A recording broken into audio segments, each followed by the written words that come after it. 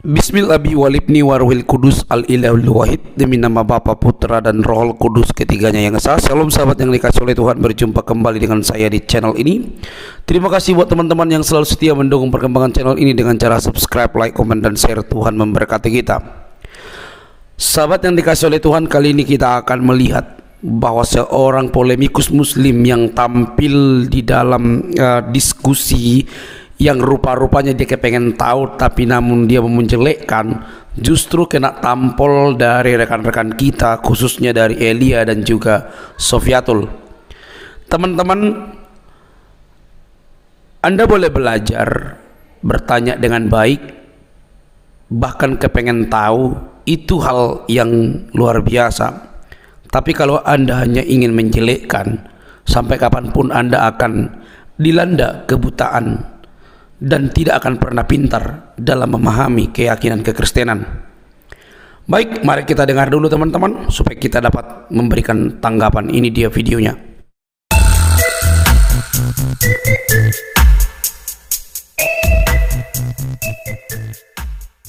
Kok Adam dan Hawa itu dipaksa? Nah, saya kasih tahu kalau kakak mati tahu kapan. Aduh, gimana sih ini? Jangan asal congor, kan Anda mah sejarah aja. Coba bibelnya bisa nggak bahasa Ibrani kamu, Elia? Congor aja. Kamu yang botol harus tahu bahasa. Kamu Yesus itu berbahasa Ibrani, Aramaik, Latin, dan Yunani. Kamu ngerti bahasa Arab? Kamu ngerti bahasa Arab? Bilang aja nggak bisa. Lanjut. Diskusi santai aja, Kak. Diskusi santai. Tapi saudaramu datang ngomong-ngomong nggak pakai etika, kan malu. Orang lagi ngomong dipotong-potong. Santai apa itu? Nah, saya kasih tahu kalau kakak mati tahu kapan. Kakak mati itu takdir bukan? Oh, saya nggak tahu takdir. Saya nggak tahu takdir itu.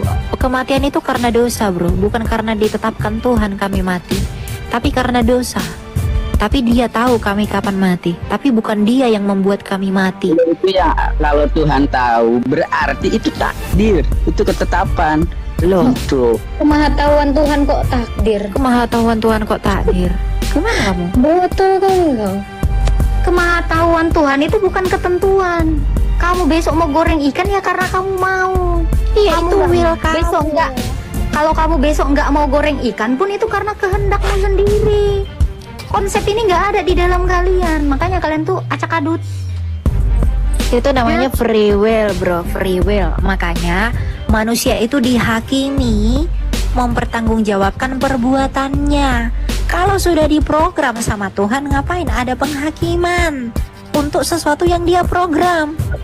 Gitu loh. terus kakak sebut apa coba kakak? Kalau saya lahir nih, Nggak kami saya sebutkan itu. Nggak ada. itu maksudnya kalau saya lahir jadi orang Indonesia. Padahal saya kalau pengen jadi orang selain Indonesia, kira-kira menurut kakak itu takdir bukan? Lah, saya lahir sebagai orang Indonesia karena orang tua saya. Kamu dilahirkan kan karena emak bapak kau yang pengen kau dilahirkan. Ini gimana sih kau? Memangnya kau Kehendak. bisa berkehendak kau lahir ini? Bukan karena Allah saya lahir, bukan karena Tuhan berarti. Aduh. Gini ya, kamu dilahirkan itu atas tentu saja ketetapan Tuhan, tetapi bukan Tuhan yang Kapan itu nama apa kalau bukan Sebentar. takdir? loh. Konsepnya beda, bro. Kamu melakukan dosa itu ditakdirkan oleh Allah, kita tidak. Manusia itu dosa. tidak ditakdirkan untuk berbuat dosa. Manusia berbuat dosa karena memang dicobai oleh keinginan. Alkitab berkata apa?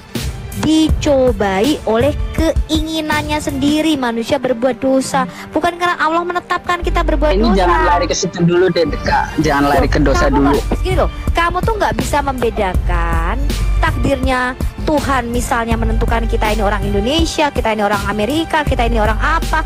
Kamu ditakdirkan lahir sebagai laki-laki atau perempuan. Itu kamu nggak bisa bedakan dengan keinginan berbuat dosa. Tuh botol sekali kau, ya. Botol kau. Bahkan kau bilang rambut panjang itu karena takdir loh. Ih, kalian. Coba Agatha, coba buka Kolose 1 ayat 16. Coba bacain. Kolose 1 ayat 16. Kolose 1 ayat 16. Dengar dulu bro. Kolose 1 ayat 16. Ada nggak? Itulah. Bentar.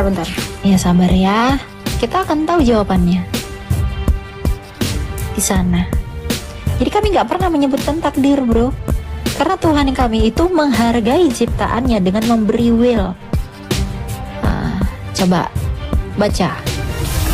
Karena di dalam Dialah telah diciptakan segala sesuatu yang ada di surga dan di bumi, yang kelihatan dan yang tidak kelihatan, baik singgasana maupun kerajaan, baik pemerintah maupun penguasa, segala sesuatu diciptakan melalui Dia dan untuk Dia. Jadi segala sesuatu diciptakan itu ya untuk Kristus, bukan ditakdir-takdirkan. Segala sesuatu itu Tuhan ciptakan ya untuk Kristus, untuk Sang Firman itu. Untuk apa? Tujuan Allah.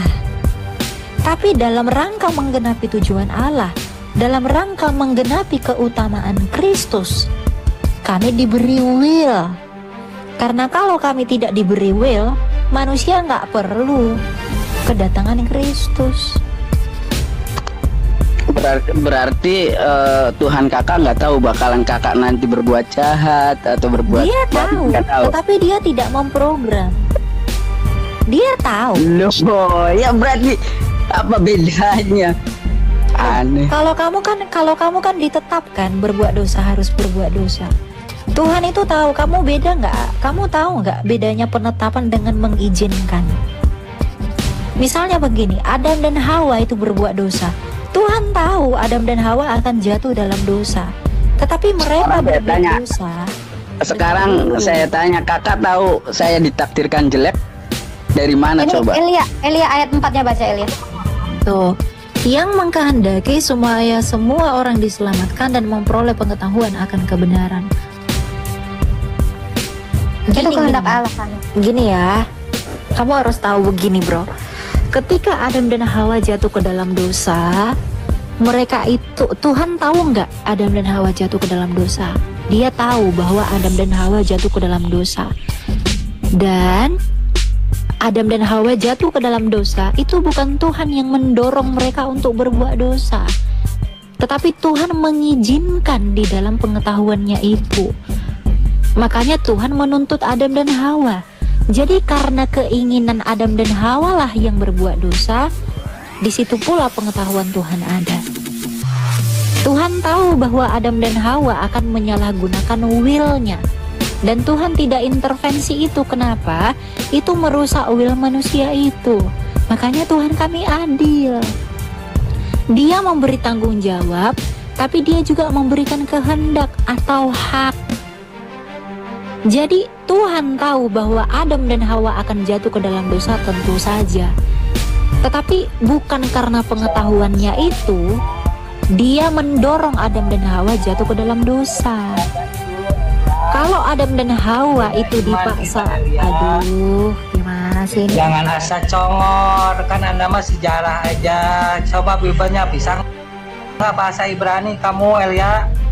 Congor aja. Emang kalau bisa bahasa Ibrani fungsinya untuk apa? Nggak harus bisa dong.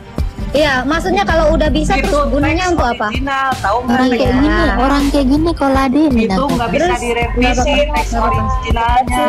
Iya. Terus kalau dia bisa bahasa Ibrani, terus dia kalau mau Ini sharing apa pakai bahasa debat Indonesia sih? juga gimana? Ini sharing Kenapa? apa debat? Yang kasar siapa? Yang kasar siapa, Mbak Gigi? Iman kami itu bukan pada kita Pak, tapi pada Yesus. Dan Tuhan kami itu berbicara bukan satu bahasa, tapi banyak bahasa. Kamu yang botol harus tahu bahasa Oh originalnya. tidak, Yesus itu berbahasa. balik lagi ke yang tadi kak. Balik lagi. Yesus itu berbahasa tahu. Ibrani, Aramaik, Latin, dan Yunani. Masa Tuhan Nah, Bapak kita tes dia, Bu Sofi.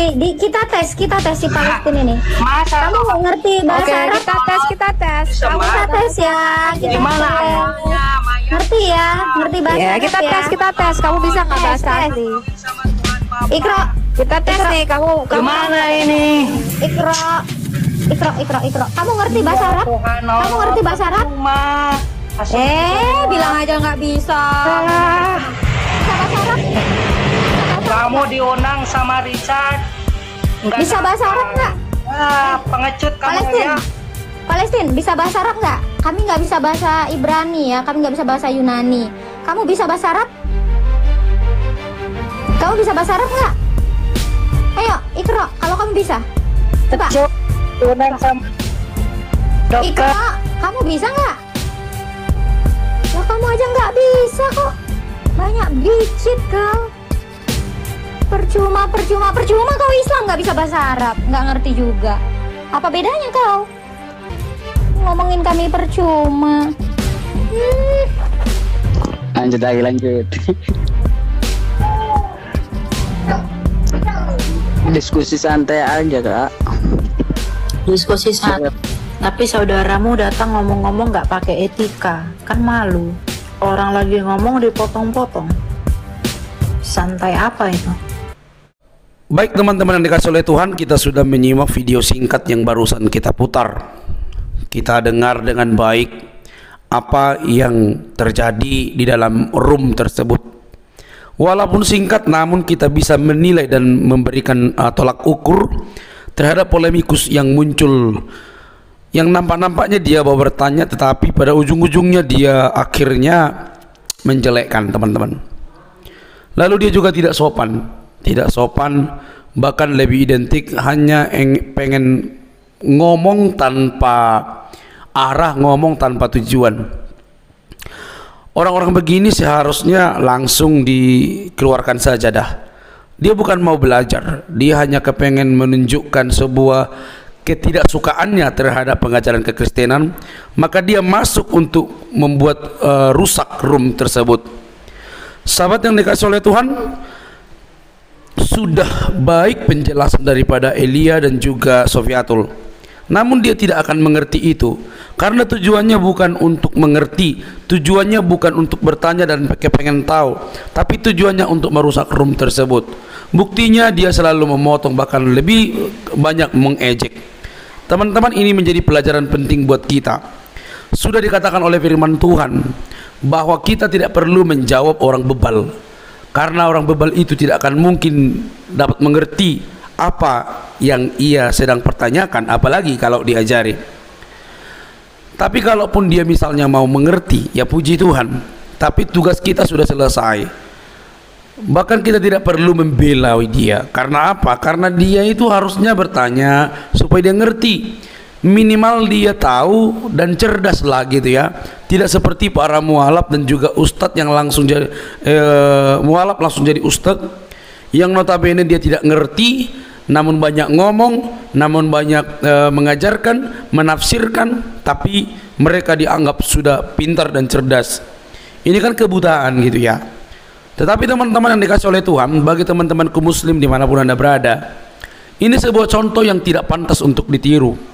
Kalau anda kepengen tahu tentang kekristenan, bertanya dengan tujuan yang pengen tahu, bertanya bukan untuk menjelekkan, bahkan mau menerima apa yang disampaikan oleh apologetik Kristen, karena sudah pasti apologetik Kristen lebih tahu tentang kitab sucinya, Allahnya, Tuhannya dibandingkan kalian. Jadi teman-teman yang mau bertanya silakan ya, kami semua apologetik Kristen akan menjawabnya dengan baik. Semua bisa dijawab dengan tuntas, karena kekristenan itu sudah terbukti sejak dahulu. Walaupun sering disalahpahami, dituduh palsu, dituduh Tuhannya segala macam, tidak menjadi problem, bahkan tidak ada yang melapor, tidak ada yang cengeng. Tapi teman-teman kalau pengen tahu dan pengen belajar supaya dapat dari sumber yang tepat, maka anda harus sabar dan bertanyalah dengan baik. Jadi mari teman-teman kita doakan, sekalipun ada banyak orang yang bertanya dengan motivasi-motivasi yang berbeda, yang tak murni, yang hanya mencari kesalahan, kita doakan supaya mereka suatu saat dari motivasi mereka itu, kiranya Allah Roh Kudus bekerja untuk membuka selubung kebodohan mereka dan membuka mata mereka dari kegelapan dan mendapatkan terang di dalam Kristus Yesus. Mari cerdas, jangan baperan, jangan kepanasan, karena kita perlu mencerdaskan banyak orang di zaman media ini. Sampai di sini video saya teman-teman, jangan lupa untuk mendukung dengan cara subscribe, like, komen dan share. Sampai ketemu di video selanjutnya. Bye bye.